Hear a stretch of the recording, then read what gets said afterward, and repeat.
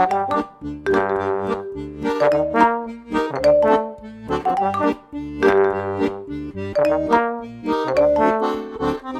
to the Rowan Country podcast in English, brought to you by the Tourist Office of the Pontivy region.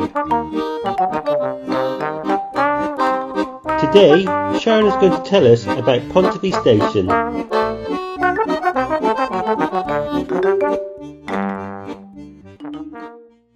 Hello, it's Sharon, the lady who sells the train tickets at the Tourist Office shop in Pontivy, opposite the barge, the Duchess Anne.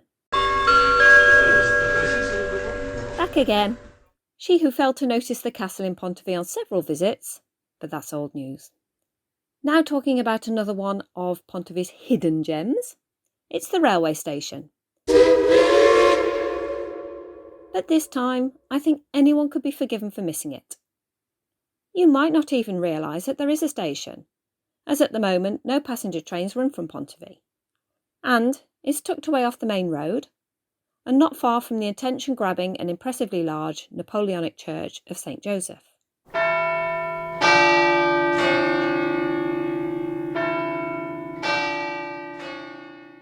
However, if you want to get a bus to Loudiac, Saint-Brieuc, Vannes or Lorient, you'll maybe come and buy your tickets from me, but you'll have to go to the station to catch the bus.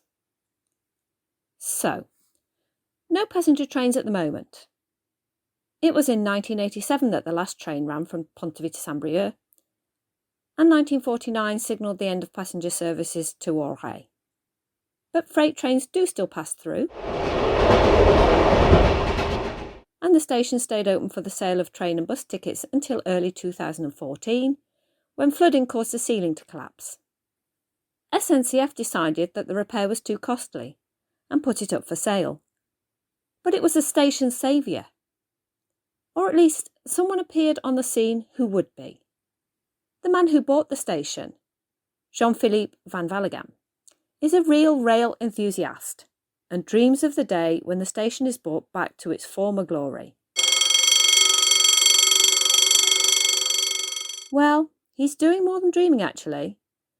A major project of renovation is already underway, and a second project to run a tourist train, initially from Pontivy southwards to just north of Auray, is well on track.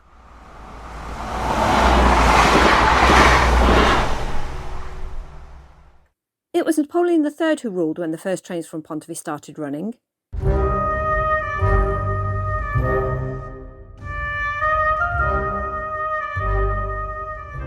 He visited Pontivy with his wife Eugenie, and it's thanks to him that the Church of St. Joseph could finally be built, as he funded the building, which his uncle, Napoleon I, had wanted but ran out of money to build.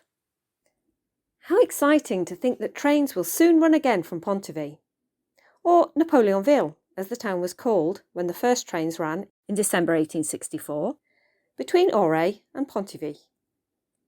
8 years later in 1872, the line to Saint-Brieuc was opened.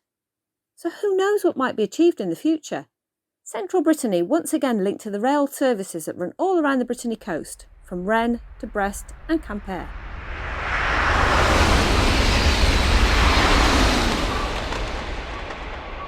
You might notice that the station building isn't symmetrical. It was, but then the left side was extended for messenger services. Another interesting fact is that electric lighting was installed in 1932. No doubt thanks to the hydroelectricity plant at Lake Gerlodin. The Museum of Electricity at Centennial tells the story of the arrival of electricity in central Brittany. And they also have some interesting old signalling equipment with explanations of how it worked. So, back to the present. What will the renovated station look like? Well, the plan is for apartments on the first floor, and on the ground floor, the space will be dedicated to the passengers. The idea is to give passengers a place to wait for a bus, or find information and tickets for the buses or SNCF trains. Of course, we're all impatient to see the tourist trains running from here too. And the station master, Mr. Van Valleghem, is ready in his jacket, cap and whistle to welcome in the new age of the train.